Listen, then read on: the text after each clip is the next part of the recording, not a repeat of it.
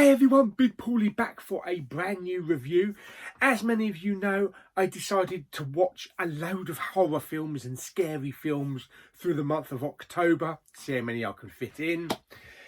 Many of them are in my actual collection. I've tried to stick with the physical side so that we have all physical copies rather than any streaming. But believe it or not, I managed to watch 6 in the first week. Yes, so we're doing pretty good. And some of them really surprised me. So let's have a look. Let's see what I watched.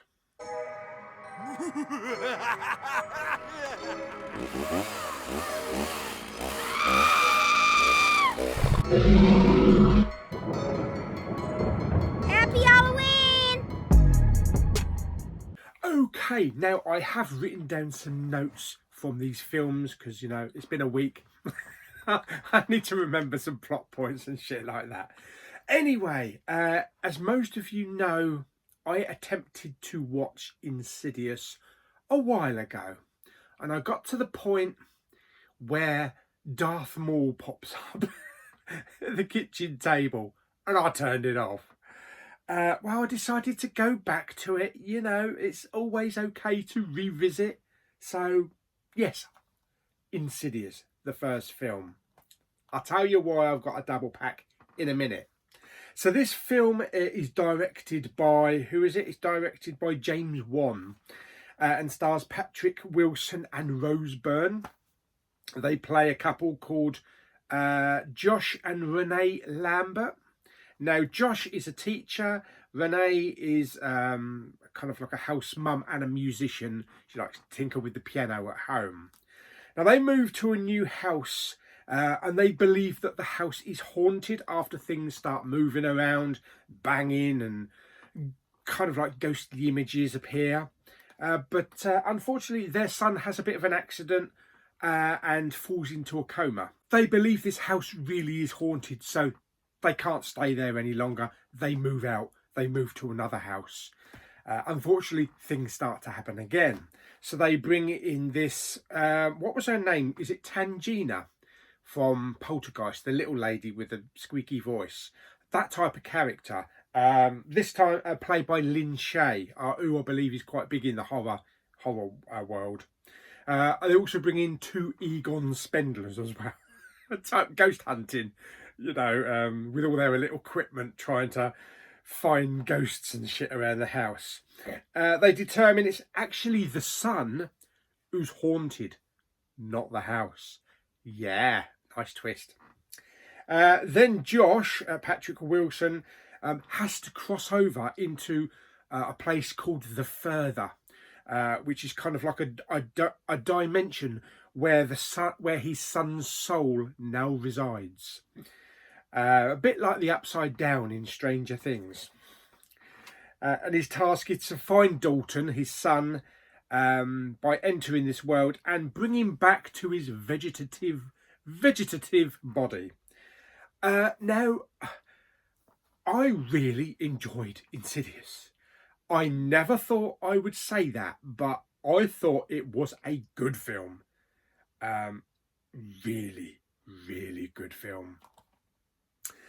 I loved the further, the darkness, the minimalistic, very quiet, creepy other world area. I really enjoyed that, and I like how they tried to pull him back. And I just thought that there were some jump scares, other than the one that made me turn it off. I did write down here 7 jump scares. Every time something scared the shit out of me or made me jump, I wrote it down. So there was a total of 7 jump scares in that film. And this is one of those films where you get to the end and you're like, oh, for crying out loud. Yeah, it kind of left it on a cliffhanger. Obviously to be continued in Insidious 2. That's why I bought the double pack. Because I couldn't leave it there. Got to find out what happened in the continuation of the saga. Yes, so I definitely will be watching Insidious 2. Yeah, I really had fun with it. It is a very effective horror film and did give me a lot of jump scares. And I now look back at Darth Maul fondly, sitting around the dinner table. Yeah, so anyway, there is Insidious. Would you believe that I actually gave that 7.5 out of 10 jumping at me knickers? Yes, very good film, very good film. Okay, next up we have one of the all-time classic horror films.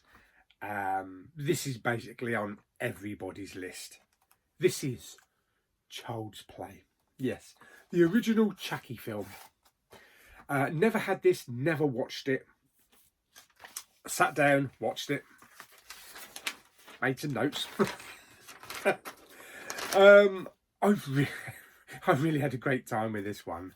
So this is about a 6-year-old boy called Andy who receives a good guy's doll. It's like a giant doll, talking doll in a display case, you know, a giant Cabbage Patch doll, so to speak, for his birthday from his mum. His mum is played by Catherine Hicks from Star Trek The Voyage Home. You're from outer space. No, I'm from Iowa. I only work in outer space. Yeah, so what he doesn't know is that the doll has been possessed by black magic shit of a recently deceased criminal played by Brad Dourif from One Flew Over the Cuckoo's Nest. And we get to see what happened at the beginning of the film with a police chase into a toy store, and we get to see what happened with Brad Dourif's character. Now, the kid in the film, played by Alex Vincent, is really good. Chucky, the doll, was really believable, had a good mixture of animatronics, and I think small people running around.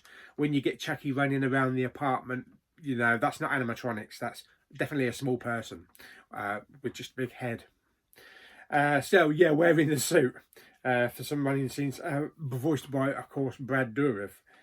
Overall, it's a great 90 minutes of fun.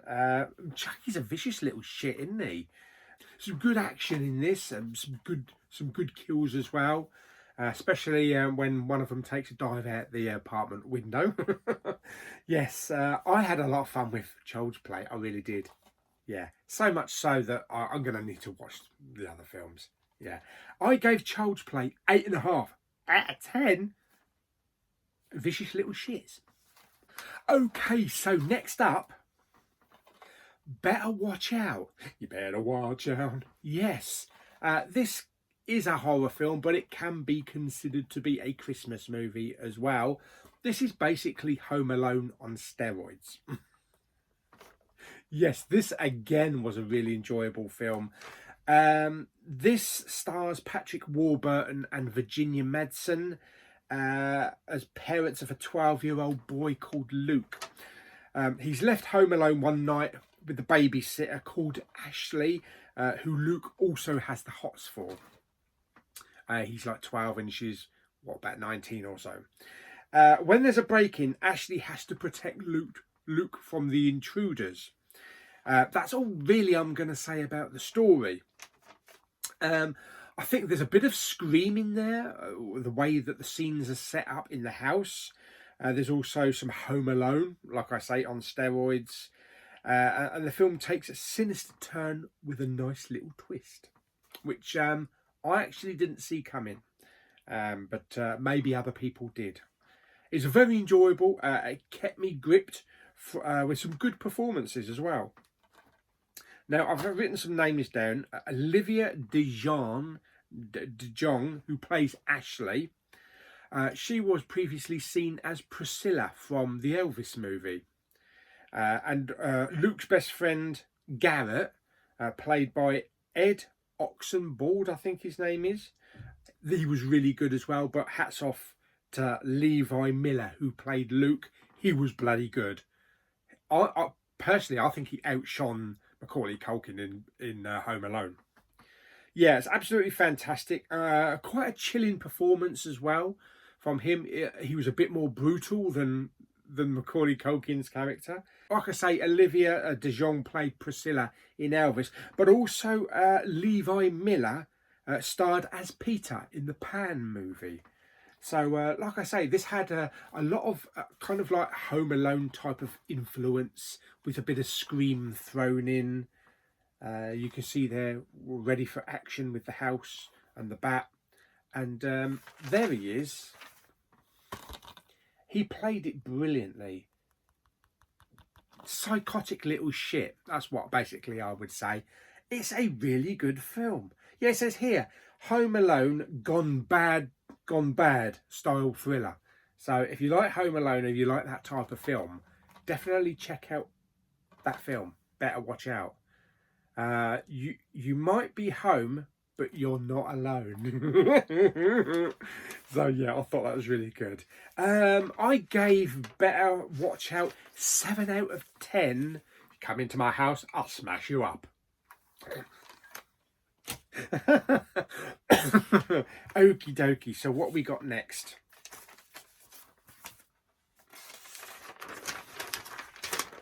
More notes. You don't expect me to remember all this shit, do you? No. We've got 1408. That's right, 1408. Based on a Stephen King book. Yes. This stars John Cusack and Samuel L. Jackson. Based on a short story. 1408 stars John Cusack as, I think his name is Mike Enslin. He's a ghost writer. He goes basically from hotel to guest house, to building, to try to prove that ghosts don't exist, and it's basically all a lot of crap, trying to debunk them. After getting some fan mail on a postcard invited him to a hotel in New York called the Dolphin Hotel, he insists on staying in room 1408, which apparently has a long history of shit. Despite the hotel manager, played by Samuel L. Jackson, his pleas to try to get him not to stay in the room, he presents Mike with documents showing all the deaths that have occurred there over the last, 50 or 60 years. There's a lot. There's about 50 people have died in that room. But he decides he's got to do his job, He can't go to another room and write about the hotel. He's got to do that one. So he stays in there in the hopes of debunking one of the biggest haunted histories that he's ever come across. Unfortunately, once he's in the room, things start happening. Things start moving, noises, the alarm clock keeps coming on, visions, he keeps seeing bodies walking across the room, and it's starting to question his sanity. So there was loads of things happening in the room. There's some great visuals, some scary moments, a few jump scares that kept me on the edge of the seat, and I just wanted to know how he was going to get out of it. He even tried to climb out of the window to walk to the next hotel room to actually get in. That was scary as shit as it was. There's also a really nice backstory revolving around a deceased loved one. John Cusack was brilliant in the film. Samuel L. Jackson was okay as the hotel manager. He really wasn't in it for very long, even though his name's plastered all over the front of it. Yeah.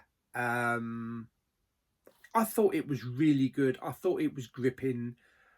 There was some scary stuff that happened in the hotel. He tried to do everything he could to try and get out of the hotel room, whether it be trying to take the door handle off, escape through a wall or through the vent in the ceiling. So I really had fun with it. It was quite scary in places, but it also sort of like, you question your sanity in the end. Are you really seeing this shit? But he did warn him. Samuel L. Jackson did warn him. He showed him the bloody book at the beginning with all the people that have died over the years. But yeah, you got to go insist on staying there. Anyway, 1408, I gave that 7 out of 10. How the bloody hell do I get out of here? Oh dear, very good, very good. Okie dokie. Right, okay. Next up, we have, complete with notes, dog soldiers. Yes, soldiers that look, I was going to say soldiers that look a bit like dogs, but a second sight. So many people have told me that I need to watch this, and I did. And now we're going to talk about it. Okay, so it was directed by Neil Marshall, who also did The Descent, which was a really good film. I enjoyed that. And Doomsday as well, which I have the American Blu-ray. That's a pretty good film. Now, the main thing that I needed to get around was the cast. Okay, so we got Liam Cunningham from Game of Thrones. We also have Sean Pertwee. But getting around Kevin McKidd, that was a tricky thing because I know him only from Grey's Anatomy as Dr. Owen Gray. I didn't even know he'd been in anything else. This is the American doctor that's been in Grey's Anatomy for God knows how many years. So it was a bit weird watching him kind of like talking with a Scottish accent, even though he is a Scottish actor. I'm pretty sure I did see him once in a programme called Journeyman, I think it was called. A very short-lived programme. Anyway, this tells the story of a group of soldiers led by Sean Pertwee who are conducting a military exercise in the Scottish wilderness. As the sun goes down, they soon realise something's hunting them. The first part of the film actually felt like Predator. You know, a group of soldiers in the middle of like a forest jungle. Something's lurking. You even get that kind of like Predator type vision of them looking at these soldiers. So it kind of felt a bit like Predator-ish, like an English Predator. They eventually take cover in this nearby house and have to battle what they soon discover as a group of werewolves. Yeah. Now there's some great action in this film. Man versus werewolf. There's some kick-ass stunts. There's guns, lots of guns. Explosions. They set up explosions. There's gore galore, I shall say. And there's a lot of comedy. I was actually surprised how much comedy there is in the film. There was a lot of great one-liners, a lot of witty comebacks as well, especially when some of these soldiers were going up against the werewolves. It was hilarious. I found myself actually laughing hard at some of these one-liners. The dialogue was great. And to be perfectly honest, there was a line from Kevin McKidd's character that rivals John McClane's Yippee-Ki-Yay right at the end of the film. It was the perfect final line. And it's just, yes! So, yeah, I really enjoyed that. As for these werewolves themselves, you know, you get to see all bits of them. You know, they do have like dog Alsatian type heads, but werewolf type heads. You get to see all their claws and everything. There was one scene where there was a full standing werewolf in the room, and it looked bloody scary. It looked terrifying. And I believe that they didn't use actors as the werewolves. They used dancers in these costumes because they wanted a more kind of like musical way they moved. They didn't want to move like a normal stunt person or an actor, but move gracefully. So that was a good idea. I think that did work. It's one of the best werewolf and monster films out there, to be perfectly honest. I had a lot of fun with it. I wouldn't have minded if it had gone on for another hour. I thought it was a really good werewolf monster movie and one of the best out there. I still think American Werewolf in London is my top werewolf movie, but this definitely does come in second place. It is a whole lot of fun. Can't believe it's British. I can't believe it's an English film. It's so good. So good. I gave that 9 out of 10 witty one-liners. Okay, so the last film which I've seen, which I still made notes on, even though I only watched it last night, This is from a Stephen King novel. It's called The Mist. Yeah.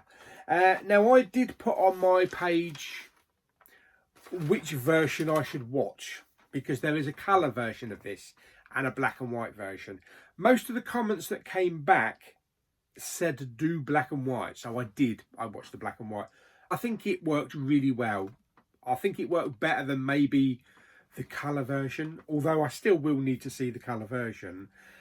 So this is directed by Frank Darabont. What's he done? He's done Shawshank Redemption, The Green Mile, like I say, based on a book by Stephen King. Stars Thomas Jane, The Punisher. He's kind of an artist. He's a poster artist, like Drew Struzan. And he has some storm damage to his house, so he has to travel to the next town to the local supermarket to buy some like goods and repair shit to patch up broken windows and stuff like that.